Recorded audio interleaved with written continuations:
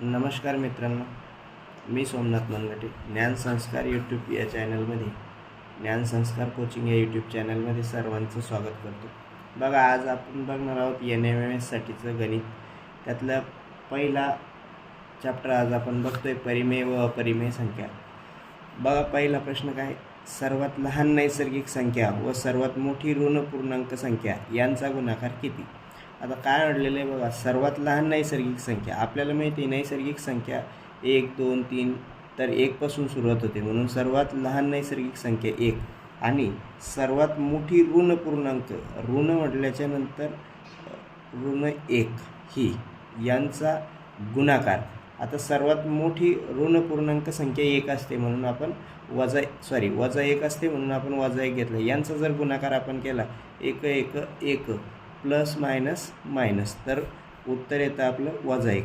म्हणून 4 पर्यायापैकी पहिला पर्याय नसणारे, 0 हा पर्याय पण नसणारे, तिसरा पर्याय बघा वजा 1 दिसतोय म्हणून हा पर्याय असणार.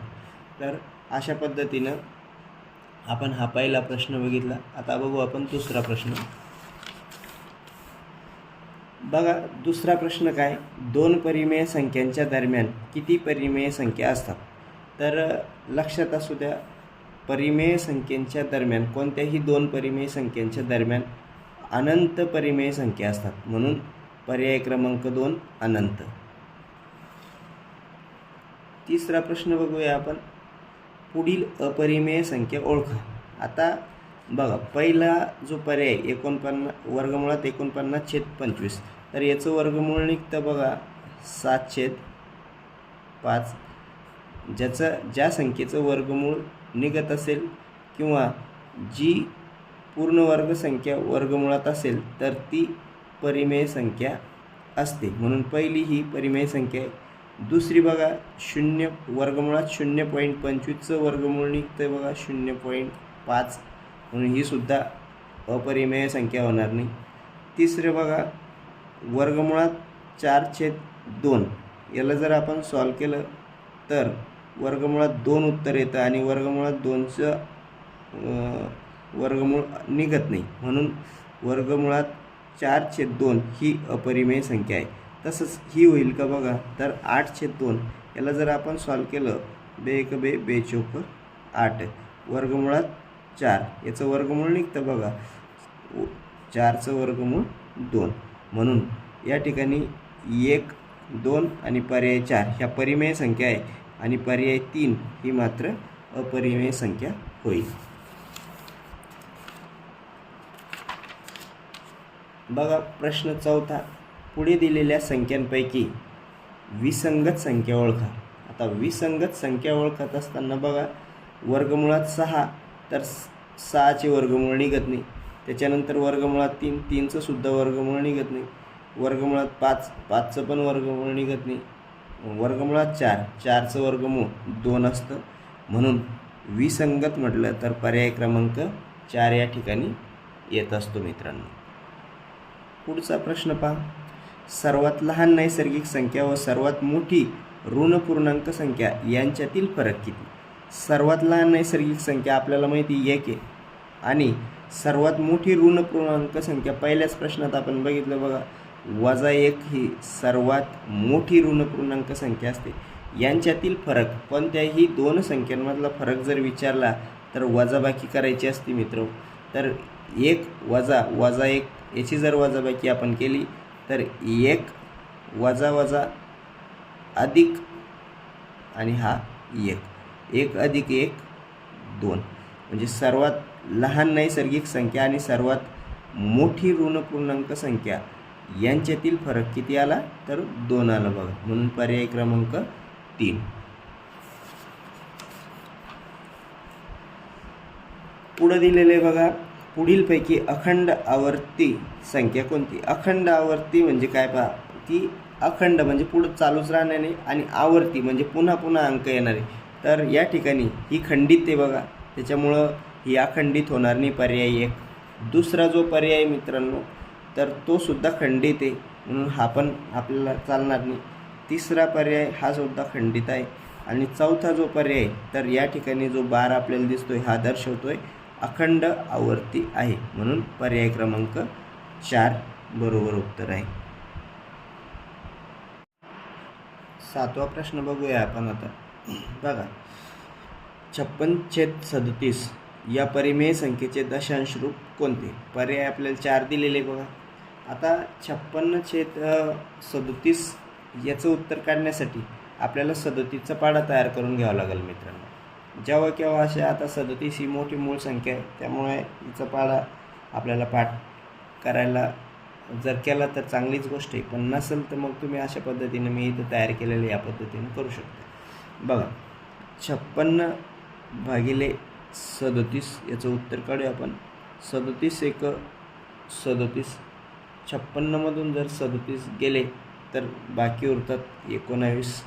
पुढं संख्या नाही आहे, त्यामुळे इथं घ्यायचा पॉईंट, इथं घ्यायचा 0, झाले 190.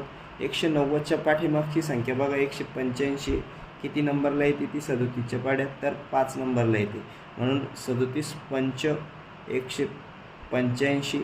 185 जर आपण 190मधून वजा केले तर आपल्याला मिळतील मित्रांनो 5. 5ला भाग जात नाही म्हणून इथं 0 घ्यावा लागतो.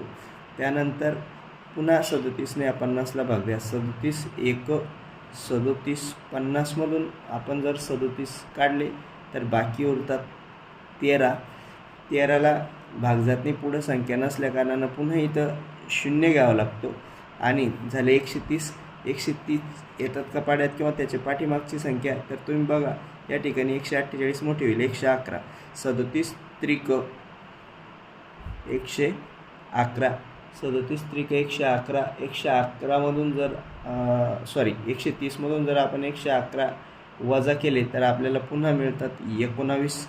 मग पुन्हा इथं जसे 190 घ्यावं लागले ते पुन्हा इथे 190 घ्यावं लागेल आपल्याला.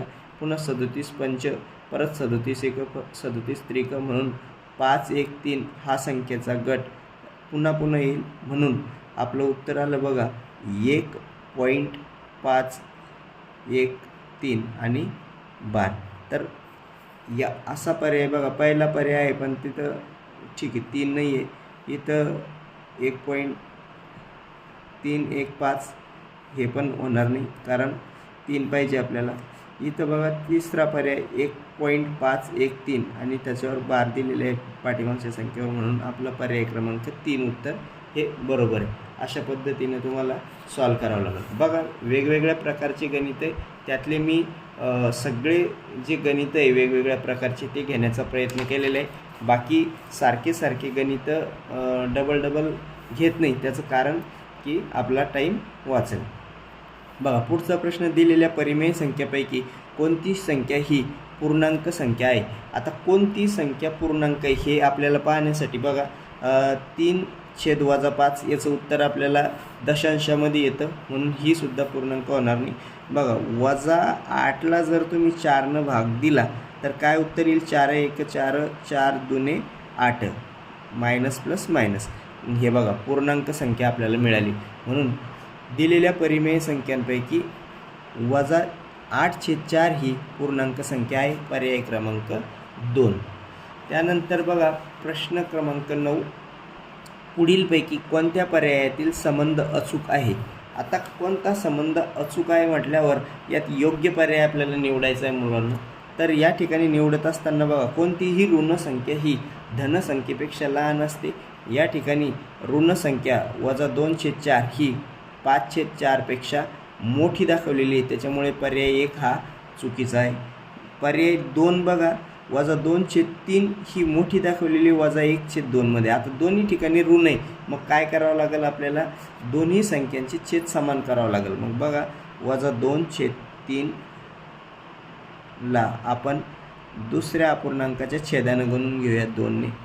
तसंच इथं पण -1/2 ला आपण पहिल्या अपूर्णांकाच्या छेदाने 3ने गुणून घेऊया, म्हणजे छेद समान होईल. 2 2 4, 3 2 6, तसंच 3 1 3, 3 2 6. आता छेद समान असेल तर ज्या अपूर्णांकाचा अंश मोठा तो अपूर्णांक मोठा असतो. आता -4 मोठे का -3? तर -3 मोठे, म्हणून -3/6 मोठे. याचाच अर्थ -1/2 मोठे, पण या ठिकाणी आपल्याला पर्यायामध्ये -2/3 मोठे दाखवलेले, म्हणून दुसरासुद्धा पर्याय आपला योग्य होणार नाही. आता बघा 3/2 आणि 1/2 मध्ये छेद समान आहे. ज्या अपूर्णांकाचा अंश मोठा असतो तो मोठा असतो, परंतु या ठिकाणी अंश 1 हा लहान असताना याला मोठं दाखवलेलं आहे, म्हणून हा पर्याय सुद्धा चुकीचा ठरणार आहे. मग राहिला पर्याय आपला 4 की जो बरोबर असणार आहे. मग आहेच का तर ते चेक करून बघू. जेव्हा तुम्हाला असं तुम्हाला कळालं की पहिला, दुसरा आणि तिसरा पर्याय आपल्या उत्तरात बसत नाही, तर तेव्हा डेफिनेटली तुमचं उत्तर 4 असणार आहे. परंतु आपल्याला या ठिकाणी वेळ असल्याकारणानं आपण ते चेक करून बघू शकतो. बघा दोन्हींचा छेद भिन्न आहे. पहिल्यांदा आपण छेद समान करून घेऊया. -3/5 आपण 2 गुणून घेऊया. त्याचप्रमाणे -1/2 आपण 5 गुणून घेऊया. 3 दुणे 6, 5 दुणे 10, -5 1 5, 5 2 5 10. आता या ठिकाणी कोणता मोठा होईल? छेद समान झाले, ज्याचा अंश मोठा तो मोठा. मग आता -6 मोठे का -5? तर -5 मोठे, म्हणून -5/10 हे मोठे, म्हणजे याचा अर्थ -1/2 हे मोठे, म्हणून पर्याय क्रमांक 4 बरोबर दाखवलेलं आहे. बघा अशा पद्धतीनं आपले 9 प्रश्न आज आपण या पहिल्या भागामध्ये बघितले. पुढच्या भागामध्ये आपण या परिमेय व अपरिमेय संख्येमधले राहिलेले प्रश्न बघू भाग 2 मध्ये. आणि तुम्हाला या व्हिडिओमध्ये दिलेले गणित सोडवलेले आवडले असल्यास व्हिडिओला लाईक, शेअर आणि सबस्क्राईब करा. धन्यवाद मित्रांनो.